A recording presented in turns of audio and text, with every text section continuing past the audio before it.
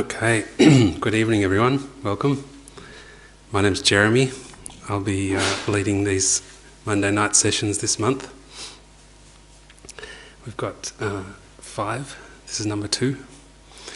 I think some of you were here last week, probably not all of you, so I'll maybe go over some of the things that I talked about last week. So the purpose of these sessions, I think, really is just to present some ideas and practices, meditation practices, and there's no pressure on you to accept these ideas or agree with them. So I encourage people we have a chance for question and answer, discussion, so feel free to express any misgivings or disagreements you have with anything that I say. Then we have good discussion, so that's encouraged. Don't feel obliged to agree with what I'm saying.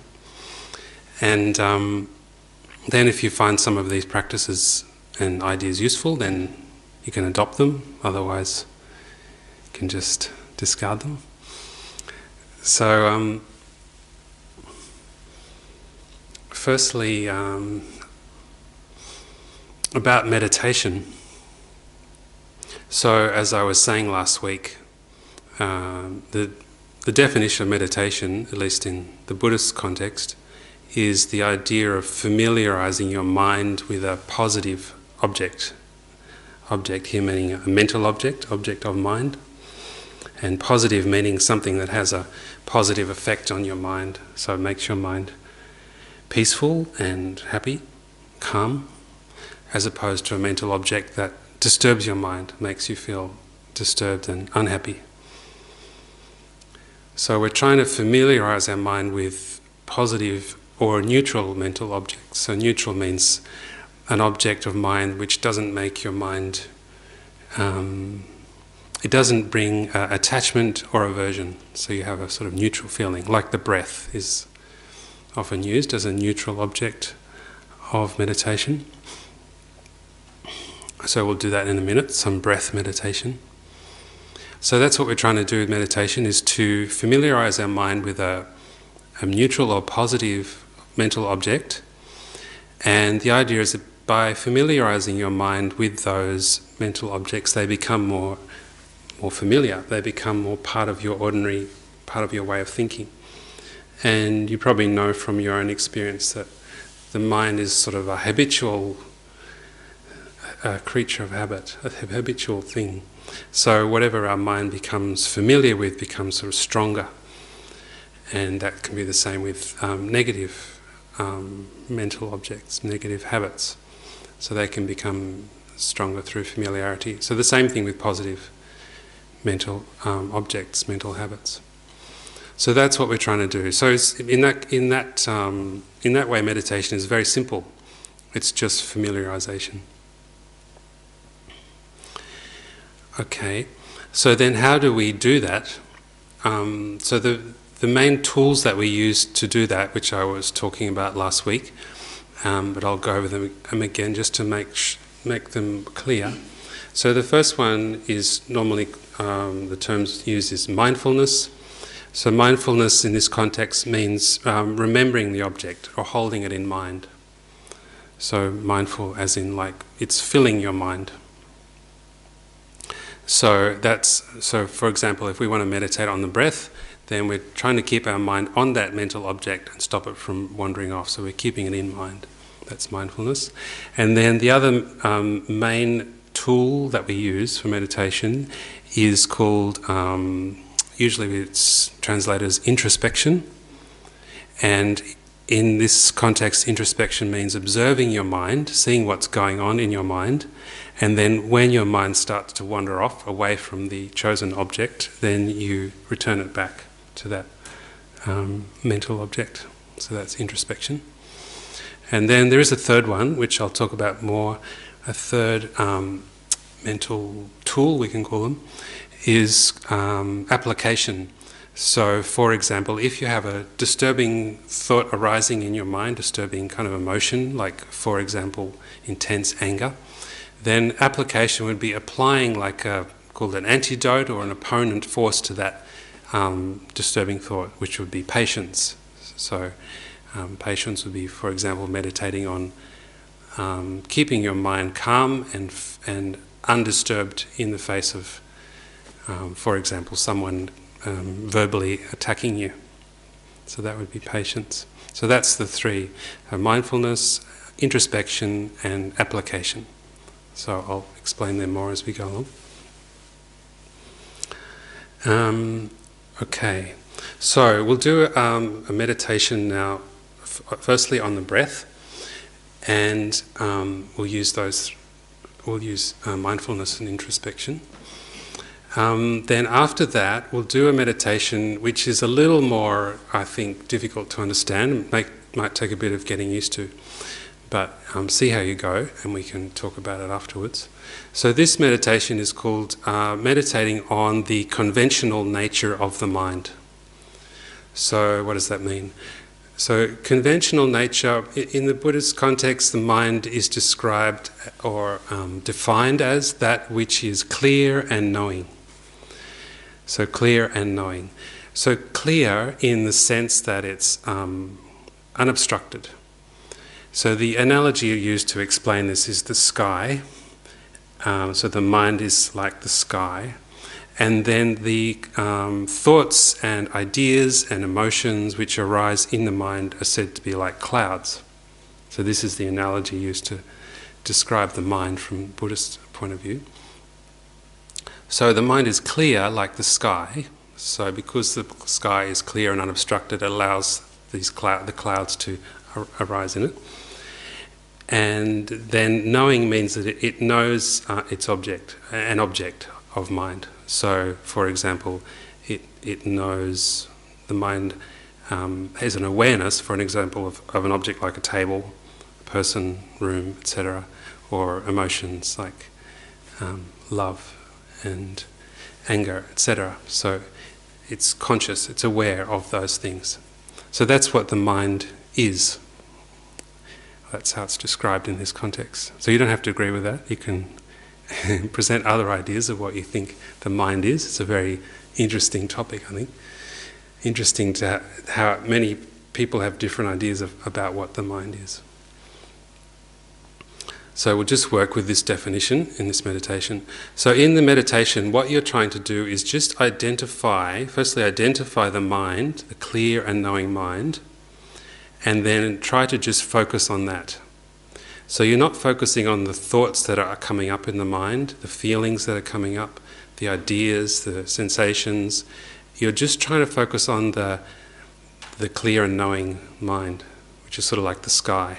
So you're not focusing on the clouds that are passing through the sky, you're focusing on the sky itself.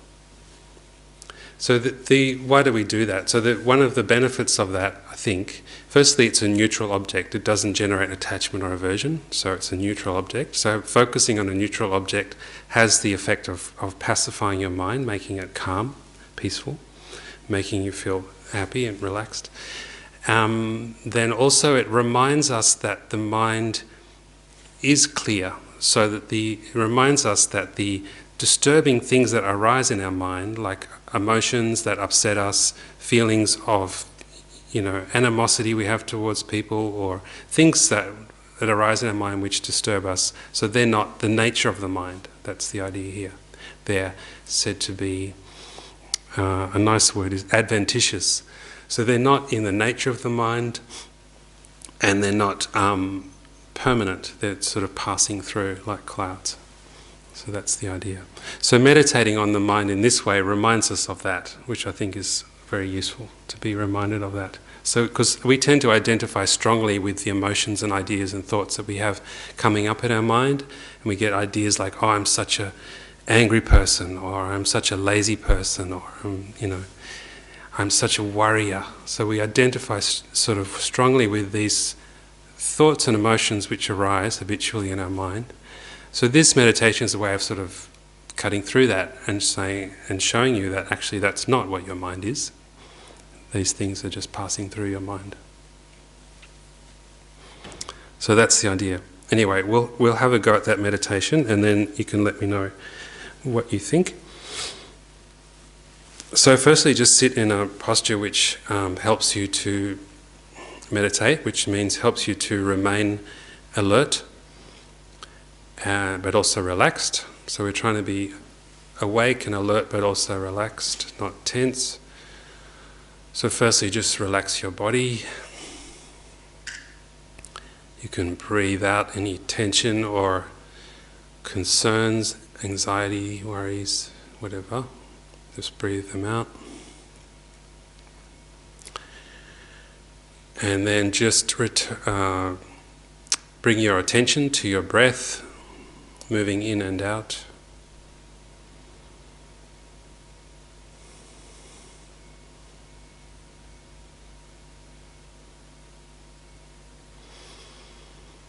Particularly the point underneath the tip of your nose, on this breath moving in and out past that point.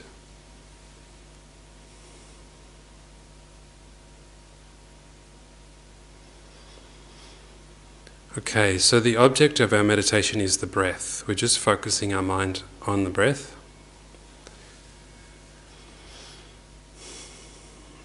And we're letting go of thoughts about everything else for the time being. So mindfulness is keeping that object in mind, remembering to focus on that object.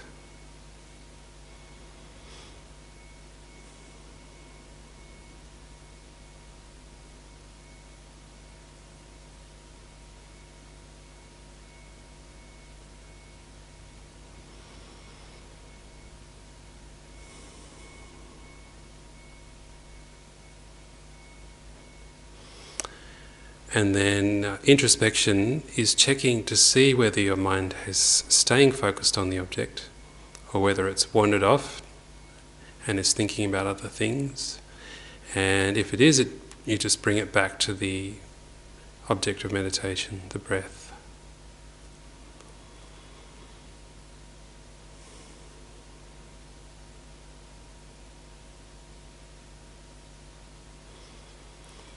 So by doing this, we're focusing our mind on a neutral object.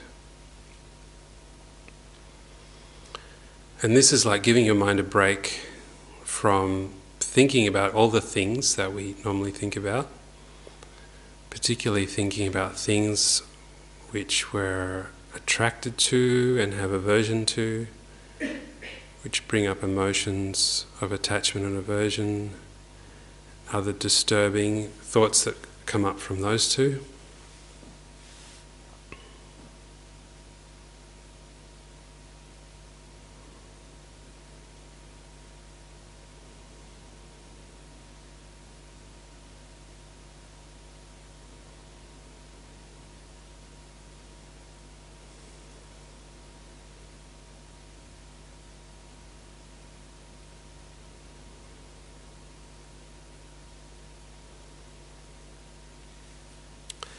So you might find it helpful to count the breaths as a way of keeping track. Some people like doing that, other people don't. So if you want to, you can count the breaths. So breathing in and out is one breath.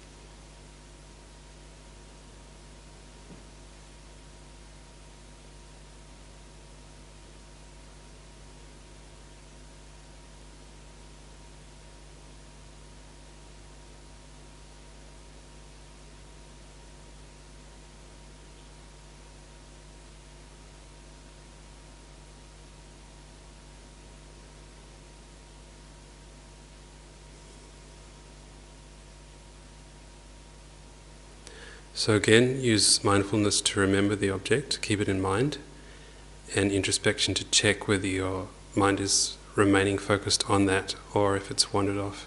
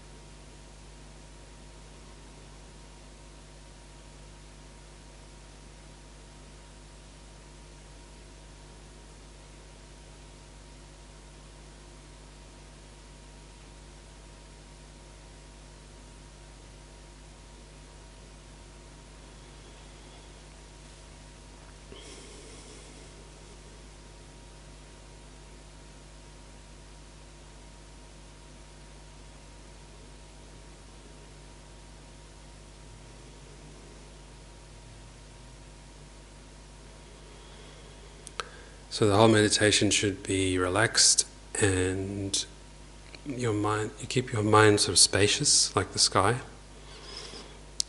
So it doesn't require a lot of effort or force. You're just sort of resting your concentration on the object.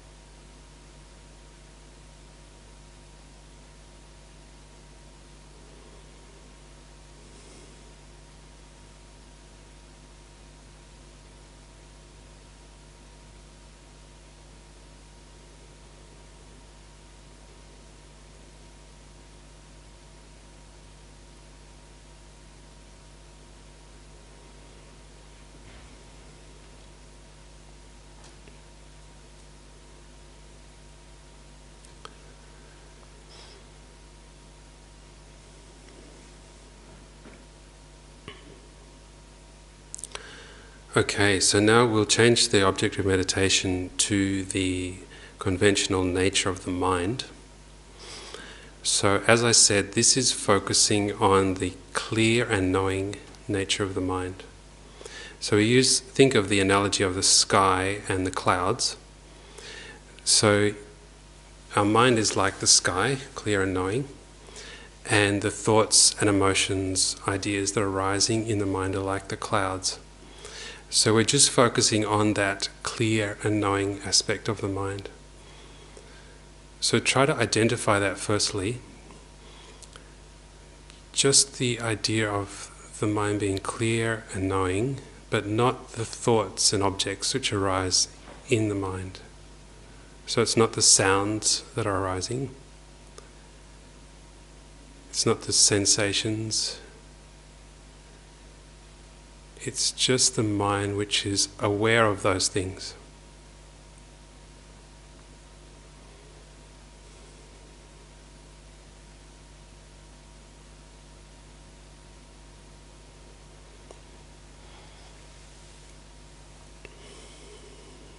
So maybe you can just call it awareness, focusing on awareness.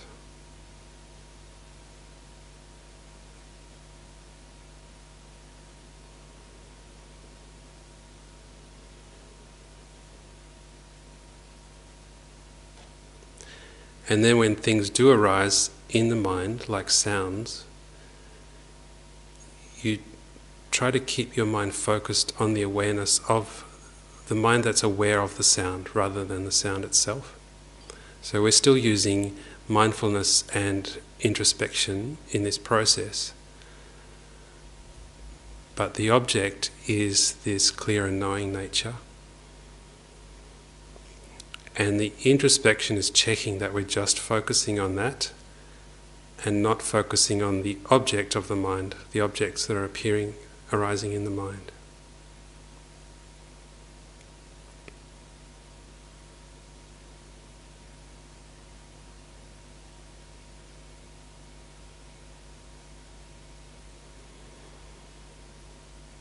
So I think the analogy of the sky is very useful. Just think of your mind as being very clear and expansive. So you're just focusing on that clear, expansive nature of mind.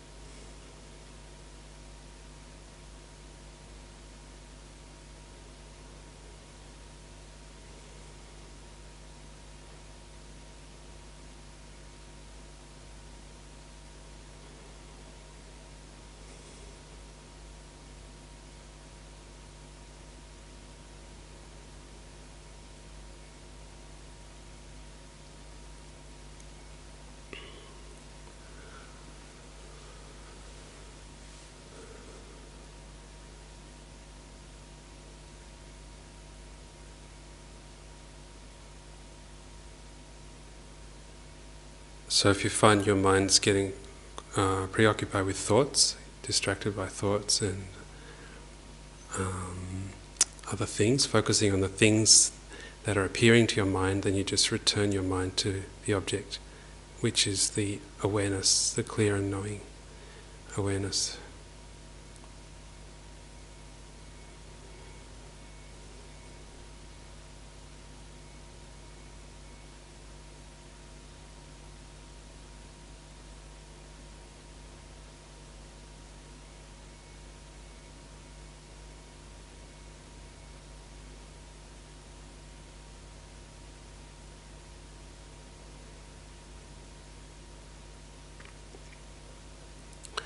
Okay, then when you're ready, just end the meditation.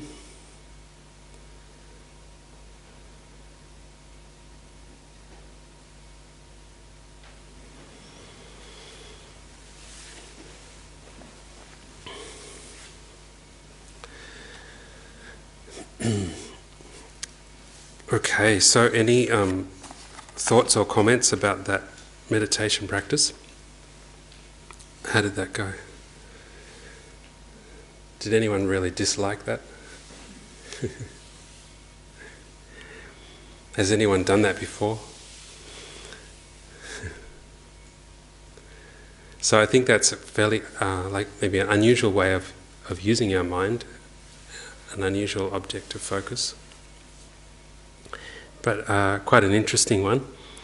And I think it's such a simple practice, but I think very powerful for calming your mind if your mind's disturbed or upset, because you don't feel like you have to get rid of the disturbing thoughts. It's not like you're trying to fight them or get rid of them. You can just sort of let them do their thing, but you're not focusing on them. You're focusing on like the sky in which the storm clouds are arising instead of focusing on the storm clouds. So anyway, maybe experiment with that. I think it probably gets easier and more useful as you get more familiar with it. And what do you think of that definition of the mind? Do you think that, can you relate to that idea that the mind is clear and knowing? Do you think that's a reasonable definition of the mind?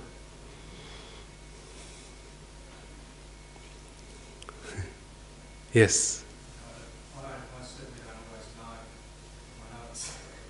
know it's quite empty and vast at times. I don't always know. So you're saying that you don't think your mind is always knowing.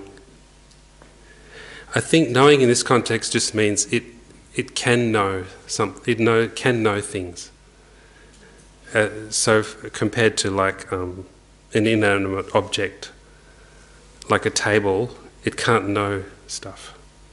It doesn't know that it's sitting next to a lamp or a microphone. So that's the idea here. The unique and one of the unique qualities of the mind is it can know things, which is an interesting idea.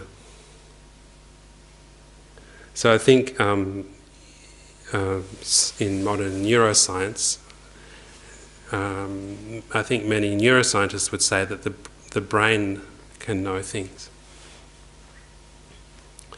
And so the Buddhist, I think, argument against that, or disagreement or query about that would be that if you say that the brain can know things, then it means that the actual flesh or the molecules or the atoms can be conscious of something. So if that is true, then perhaps, inanimate objects, it sort of implies that inanimate objects could also be conscious. So I think that's one of the sort of disagreements between Buddhist ideas and I think other spiritual traditions, and some. I don't think all modern neuroscientists would assert that the brain is the mind. Would they? Does anyone know?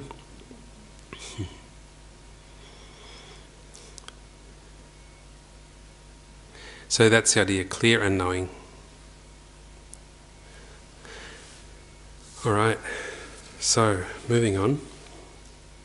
I just wanted to present something tonight which is basically this, I'll call it internal versus external. So what I mean by that is, from a Buddhist point of view, and probably from spiritual traditions in general, the emphasis is on internal objects. So what we mean by internal objects is objects of mind. And by external objects we mean objects which are external to the mind, like physical objects, for example, and people, and events. So there's often this kind of, tension between, say, spiritual traditions and, let's say, materialistic traditions. So the spiritual traditions are saying that in order to achieve the happiness that we are looking for, we have to look within the mind. Whereas a materialistic approach would be saying, in order to achieve the happiness that we're looking for, we're mostly looking at objects outside the mind, external things. And I think our natural tendency is to look towards the external world, things outside our mind, for happiness. We look towards other people, relationships, external possessions, and sense pleasures, food, etc. So there's this kind of, question about which is the more effective way of achieving happiness, through external or internal means. And there's a famous Buddhist saint who made a nice comment that said that if we want to walk comfortably in the world, we have two choices. We can either try to cover the whole surface of the earth with leather, or else we can put leather on the soles of our shoes, of our feet. So what he's getting at there is that when we're trying to get happiness from the external world, it's highly problematic to seek happiness solely from the external world. And the main reason for that is that we have fairly limited control over the external world, as we know from our experience. So if we try to arrange all the external things in the external world to be convenient or to meet our wishes, it's very difficult. So we know that for example, from our relationships with the people in our lives. They very often don't behave in the way that we would like them to. And particularly in the case with our close relationships, our family and friends. So that's a good example. So by seeking happiness in the external world, we're kind of putting ourselves in a difficult position. And because we're trying to get happiness from something that we don't have control over. So, for example, generally we'd like to be treated with respect, and we'd like everyone in our lives to be respectful towards us, and then when they're not, we get very upset. Even one insulting word can upset us for hours or days or months. So we don't have control over whether people treat us with respect or not, even though we would like them to. They often don't. So that's a good example so trying to get everyone in the world to treat you with respect is a bit like trying to cover the surface of the earth with leather. That's what Shantideva is saying. So the other option is to put leather on the soles of your feet. So that's referring to, instead of trying to change the external world, we can change our attitude towards the external world and change how the external world affects us. So the emphasis is all on the mind, focusing on the mind and how we experience the world instead of trying to control what's going on outside. Which doesn't mean that we shouldn't try to have a positive influence on the world. For example, something like environmental destruction. So, of course, we should do everything we can to prevent that, whatever we can. But also, we have a duty, I guess, to ourselves to have control over how that affects us, how that affects our mind. How external events and people and whatever's going on in the world, we have some control about how that is affecting us. So the idea of spiritual practice is focusing on that. So it's sort of letting go of trying to control our external world and focusing more on how it's affecting us by focusing on our mind. So that's the idea here. So in Tibetan language, the word for Buddhist is actually Nangpa, which means insider. And so they don't talk about Buddhists, they talk about insiders. So that just means someone who's mostly focused on what's going on in the mind, as opposed to being mainly focused on what's going on outside, in the outside world. So one of the benefits, I think, of that approach is that you're immediately relieved from having to try and control something which is by nature not totally controllable. So it's kind of a relief. It's a bit like, Melbourne weather, which changes every day. So if you were to attempt to try and control Melbourne weather, of course that would be futile. So much better is just to accept that this is how Melbourne is. It changes, 4 seasons in a day. So we just accept that this is how it is, and we don't get upset about it. Just this is how it is. So we've adjusted our attitude towards the external environment to be tolerant of it.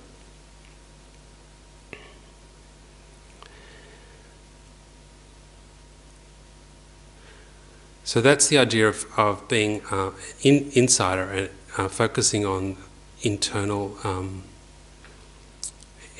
objects, I guess, internal factors.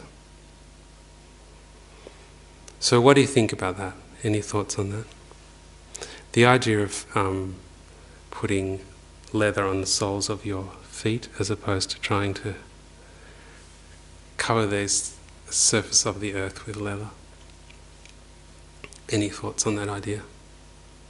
Can you relate to that? I have a question. Yes. I was really identifying with what you were saying, and it's something I've heard before. I'm interested in your view on if you become adept or increase your capacity at accepting things that are beyond your control, things that maybe are not necessarily aligned with your preferences or interests. Yeah. How do you then, when you have agency, how do you still advocate for your needs to be met in any given situation? It could be in a relationship, in a workplace. You know, if you're very good at accepting things not going your way or not being as you would ideally choose them to, yeah, when you draw the line between letting things happen that you might have the capacity to either change or to remove yourself from, Yeah. also be a cause of suffering and stay in a Mm. situation that's unfavorable to you. Yeah. Yeah, very good question. So I think basically what you're saying is that if you take this approach, then would you just accept what's going on in the external world and not try and influence it? Is that what you're saying? I think it's called quietism, where you just accept what's going on in the world, you don't interfere with it at all. So I think the Buddhist response to that would be there is still many good reasons to become involved with what's going on in the world, and the main one is compassion from a Buddhist point of view. So the reason we would engage with the world is out of compassion, because we want to make things better for others. That would be the reason. And another reason perhaps you could say is it also compassion for yourself. So you mentioned being in an abusive situation, for example. So should you just focus on your mind and say, I'm not going to let this bother me, I'm just going to let the person abuse me but I won't get upset, sort of thing.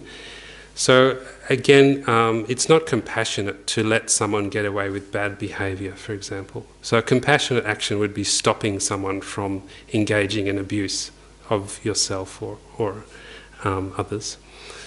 But not using violence, so not harming them in the process, just stopping them. So that would be like compassionate action. So I think that might be the answer to your question. And the whole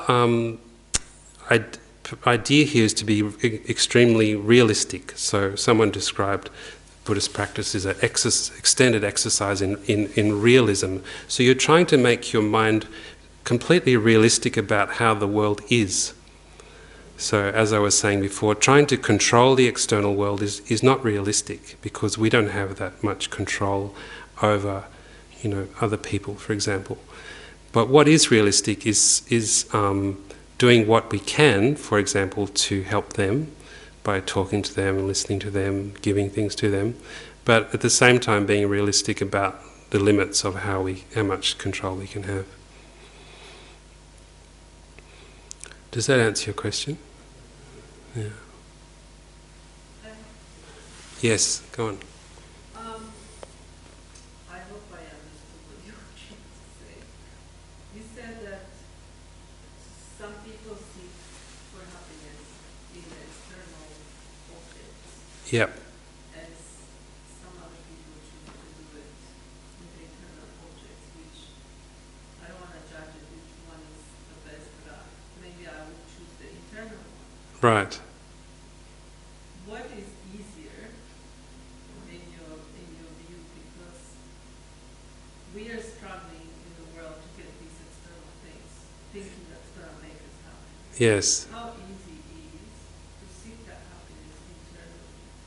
Yes, good question. Yeah. So I think from the point of view of the spiritual traditions, so they would say the reason why it's initially difficult to change your focus onto internal objects as opposed to external objects is just because we're not familiar with it. You know, I was saying before, meditation is one of familiarizing your mind. But over time you can become familiar with that. So when you've got a problem, your impulse is to look inwards, like what is the problem in my mind, what is disturbing my mind, as opposed to looking outwards and thinking, so who's to blame for this problem, or how can I solve it by, eating delicious food, or, whatever it is, external thing to try and solve the problem. So I think initially it could be difficult because it's not familiar.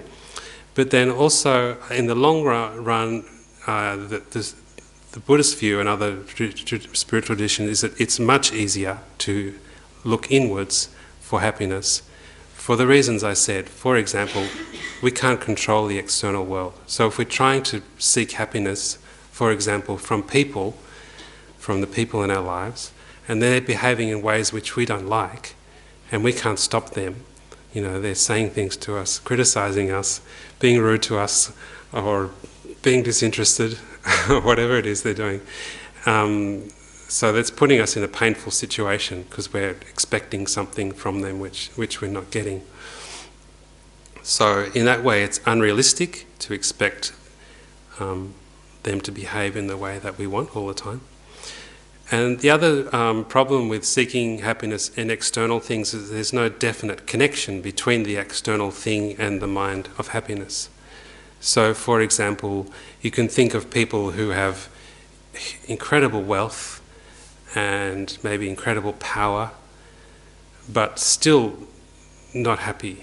For example, Vladimir Putin, I think, would be a prime example. I don't think he's feeling very happy right now with how things are going. So, but he's said to be one of the richest people in the world, and probably one of the most powerful. He can send an army to invade a country. So there's good evidence that there's no guarantee that these external things are going to bring the happiness that we want. So again, that's another reason why the internal approach is more reliable. That's the argument anyway from the spiritual traditions. But something I think we have to investigate ourselves. And also I think we have to be realistic, so it doesn't mean that we can just give away all of our possessions and just focus on the mind, because it's sort of a gradual process of letting go of attachment and reliance on those external things. And you don't have to give away your possessions. You could be rich and famous and powerful and be happy. It's more about your relationship with the external objects which is important, whether you expect them to make you happy. So it's an interesting idea, quite a challenging idea, and I think if everyone sort of adopted that idea, then the world would be a very different place. We wouldn't be wasting so many resources, for example. I don't think.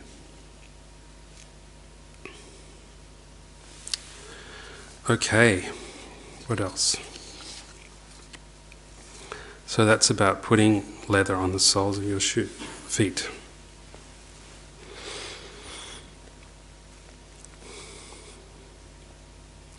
So, did you understand the ideas of mindfulness and introspection? Was that clear? Because I think they're very important to understand. And they are things that we use in our daily life. It's not something that's completely unfamiliar to us that we've never used. So we use it, for example, when we're driving a car. We're focusing our mind on driving. So we're remembering to focus on the driving, and then when our mind gets distracted, for example by the radio or children in the back seat, and then we observe that our mind is getting distracted and return it to the job at hand, the task at hand. So that's introspection. So these are faculties that we use, but I think we're not familiar with using them in this way. So it's useful to identify that we have them and then sort of develop them so we can use them. And the idea is that gradually we become familiar with them to the point where we're using them all the time. So in every moment we're sort of observing what's going on in our mind, and when we see something arising in our mind which is disturbing it, like a thought of anxiety about something that we've got to get done, some deadline that we've got to meet, and you feel anxiety arising in your mind, and then you can use application to apply a practice or a remedial antidote to pacify that problem, that suffering, that anxiety. For example, you could use that practice we did before of focusing on the clear and knowing nature of the mind. So instead of your mind focusing on all these things you've got to do, I've got this deadline on this one's late and this person's angry with me and oh my God, I've forgotten to do that. So then if your mind's getting all disturbed and anxious and you feel your stomach, churning, then you can just relax your mind and just focus on the clear and knowing, for example. Let go of thinking about those things, because they're not helping you, those thoughts. They're not helping you to achieve those goals. Often they're making it more difficult to achieve your goals, those thoughts of stress and anxiety.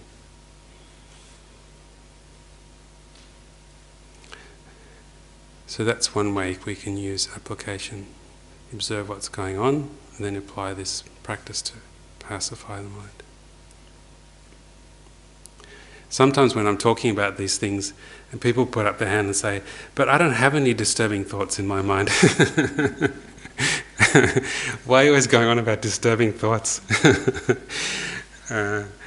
So then all I can say, well, that's great. You should sit up here and teach the class and tell everyone how to do it. But I think sometimes people's minds are quite naturally peaceful.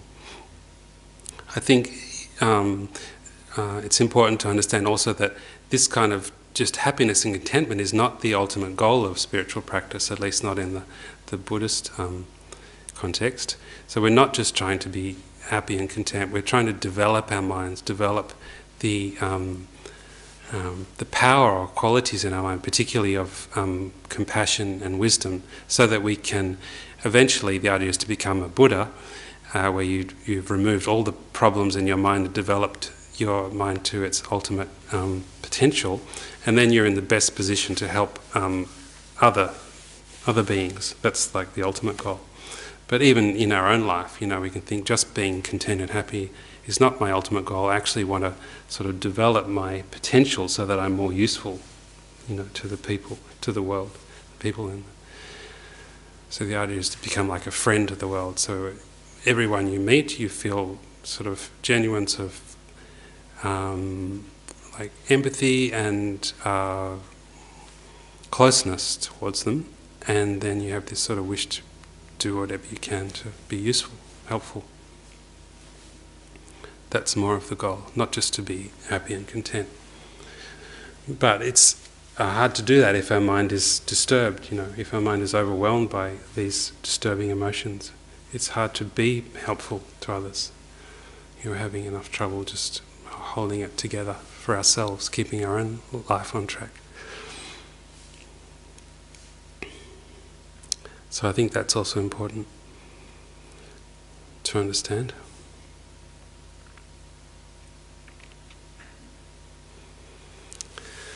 Okay, how's the time going? 10:02, we've still got 10 minutes. Any other thoughts, questions?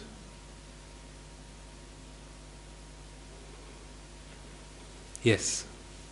How would you differentiate between the mind and the sense of self? Because there's an element of this, there's a lot of practice around self-help these days, and that involves mindfulness and introspection, and I'm interested in the difference Yeah. Between that God puts so much in respect and is self-indulgent. Yeah. Yeah, that's a criticism that I think it's levelled at meditators, that they're just gazing at their navel and not really doing much to help other people. So I guess the response to that would be that unless your mind is sort of under control, it's very difficult to be helpful to other people and being helpful to yourself. So getting your mind under control and particularly controlling these disturbing and destructive emotions is very important and very useful for the people who you share your life with. If you can remain sort of peaceful and calm and happy, you're a much more helpful person to the people in your life. So the idea of the self, which is a topic which is very central to Buddhist philosophy and practice, a lot of discussion about what the self is and how the self exists. So I guess, and the relationship between the mind and the self. So our teacher here, Geshe Doga, he often makes the comment that the three main sort of elements that are going on in our life are the mind and the self, or the person, I, the sense of I, and the body. So they're sort of the three, he describes as like the three sort of main factors or elements in our life which we sort of have to deal with and work with. So I guess in that context, so the mind and the person or the I are two different things. And normally would say that the I is like the owner of the mind and the body. But then what is the person? That's an interesting question.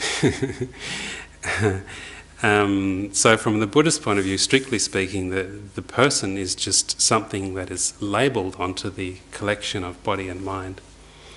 So it's not more than that. But what we experience is like an identity, like a self, a sense of I is normally what we call the person. So in that context which you're talking about there, I think what we're trying to do is turn this person. So the person does exist. It is existent, and we're trying to make this person into something useful. Develop the potential of the person. Develop particularly the mind. And the idea is that the mind does have this sort of infinite potential to be developed. This sort of like an untapped resource. So the idea is to sort of identify what these internal resources are and utilize them, particularly utilizing them to pacify these disturbing emotions like anger, attachment, jealousy, anxiety, depression, to use the mind to pacify those.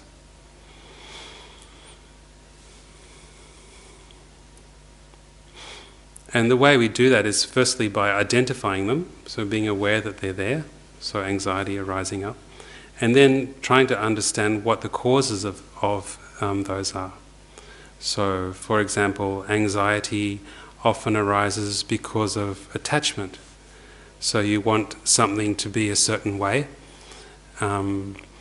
Let's say, in your career, for example, you have a certain idea of how your career should be, how things should go, and you invest a lot in achieving that goal.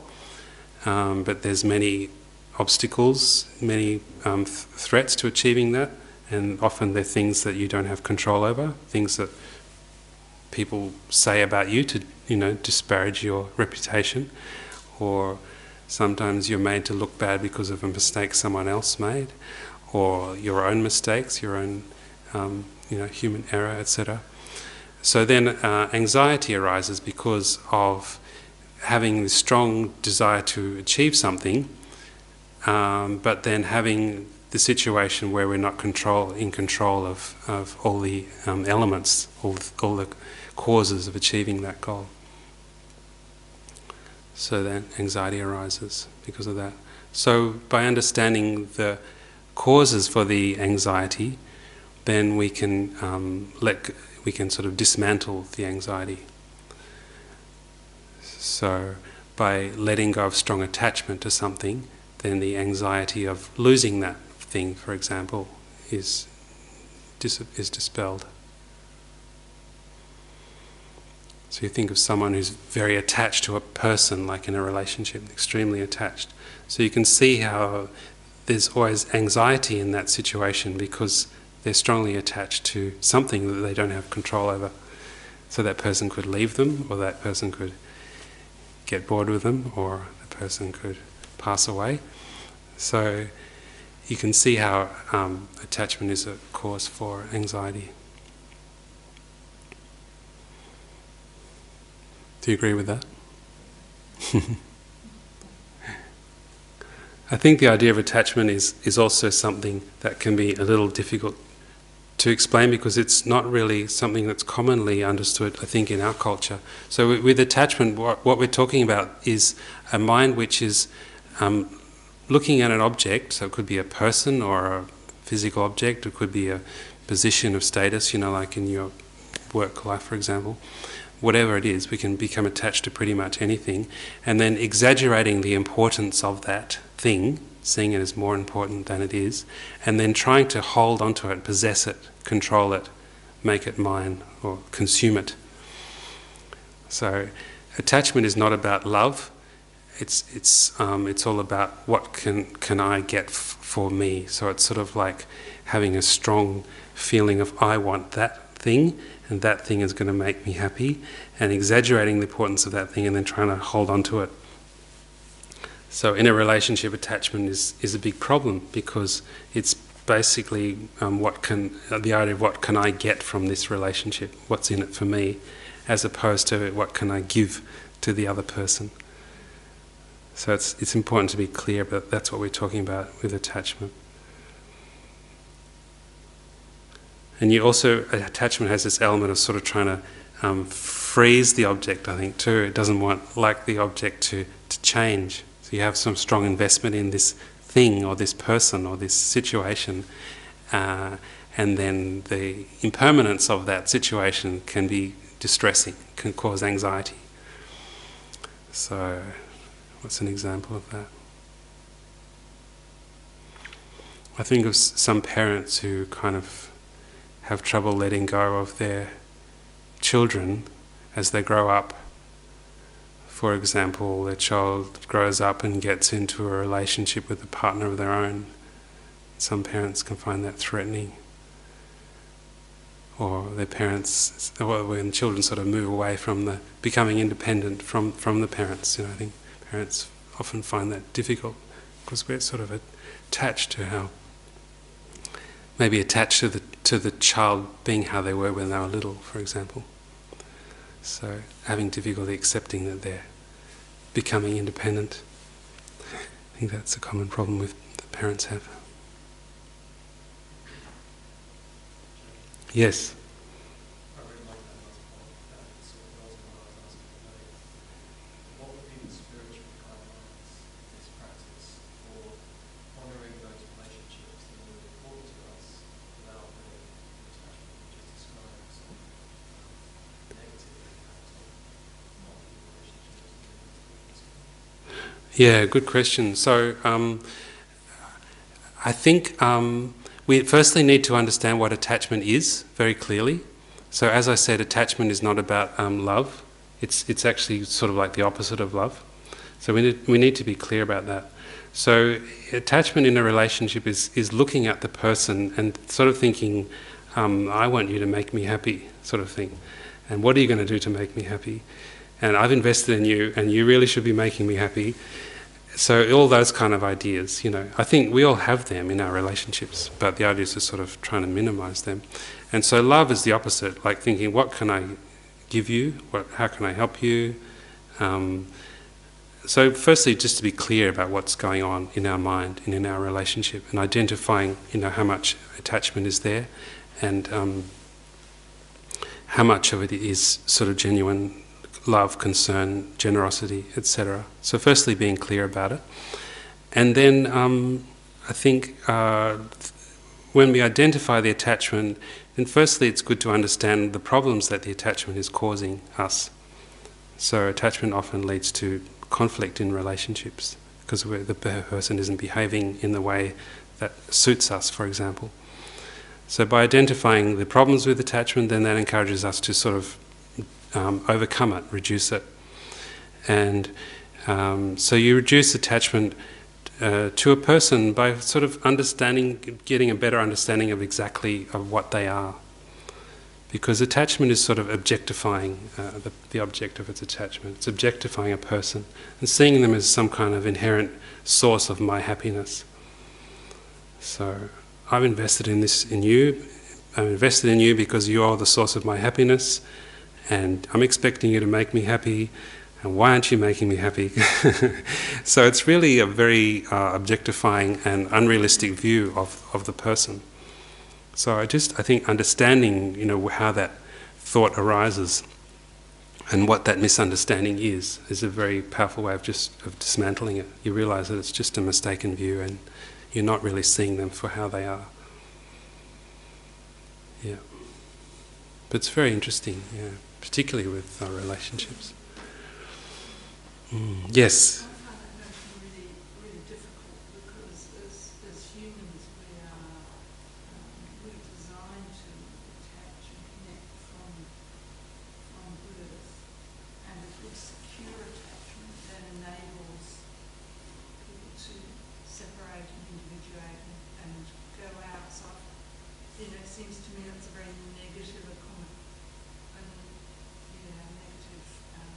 perspective on attachment. I think again we need to be very clear about the terms here. Yeah, because I think what you're describing there is like affection and connection and closeness, I guess commitment, those sort of things. The things that sort of bind, that hold the relationship, that make them strong. Commitment to the other person, commitment to their happiness. Whereas attachment is actually undoing all that. Because attachment is sort of treating them like a resource or like something to be consumed for my happiness, sort of thing. And I agree that they're often sort of very sort of mixed up together. And we've sort of got to use our introspection and observe our mind and see what our attitude is. So as our teacher often jokes here, he says if you really loved your partner, then you'd be quite happy if they found someone better than you and ran off with them. or your children even, if they found a better parent who could look after them much better. Then if you really loved them, you'd be happy for them. So he says, I'd be quite happy if you found a better teacher than me and you left me. I wouldn't mind, I'd feel quite happy for you. So he said, I'm quite confident that I don't feel attached to you. So I guess that's a way of measuring, how do you really want that person to be happy? So, but yeah, I agree, we all have attachment and it sort of runs fairly deeply. But again, it's not intrinsic to our mind, it's just something that arises in our mind and we can dismantle it and reduce it. Yeah, particularly by seeing the problems that it's causing and realising that it's not love. It's not helpful. Okay, so that's a bit about attachment. All right, thank you very much. That was a good chat, and might see you next week. Thanks.